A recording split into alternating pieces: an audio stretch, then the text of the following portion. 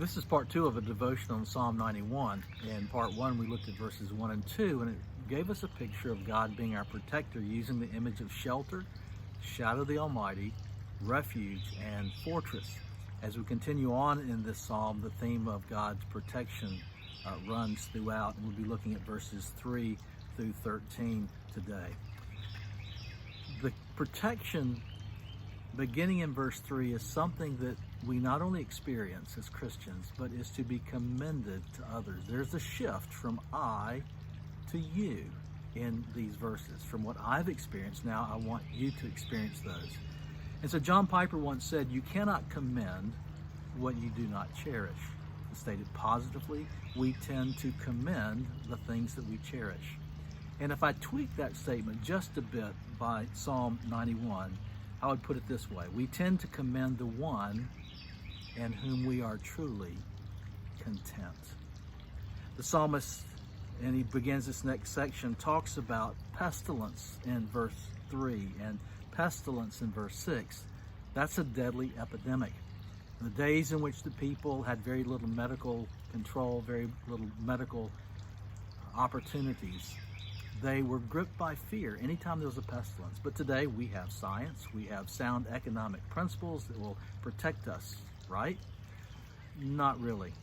Idols such as science and human ingenuity, economics, medicine, are not going to give us the security we ultimately need. These are indeed gifts from God, things that we can be thankful for, but they will not deliver us in the end from the greatest pestilence that threatens our soul. So the psalmist begins by reminding us in verse 4 of God's protection with two more images: a mother bird protecting her young and a mighty warrior. He will cover you with his pinions, and under his wings you will find refuge. His faithfulness is a shield and buckler. In other words, God is both merciful and mighty, and we can bank our lives on that. And for that reason, there's no reason to fear. Verses 5 and 6, you will not fear the terror of the night, nor the arrow that flies by day, nor the pestilence that stalks in darkness, nor the destruction that wastes at noonday. And so God promises protection, and he says to us we need not fear as we rest in the shadow of his wings.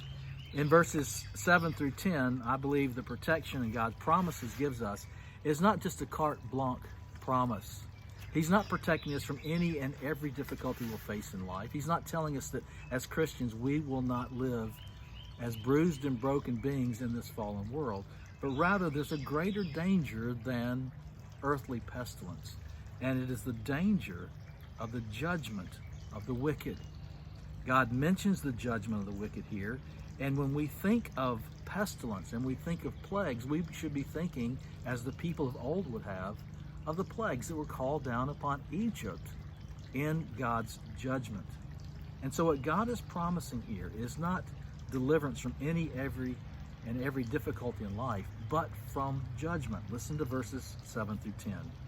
1,000 may fall at your side, 10,000 at your right hand, but it will not come near you. You will only look with it on your eyes and see the recompense of the wicked. Because you have made the Lord your dwelling place, the Most High, who is my refuge, no evil shall come and be allowed to befall you, no plague come near to your tent.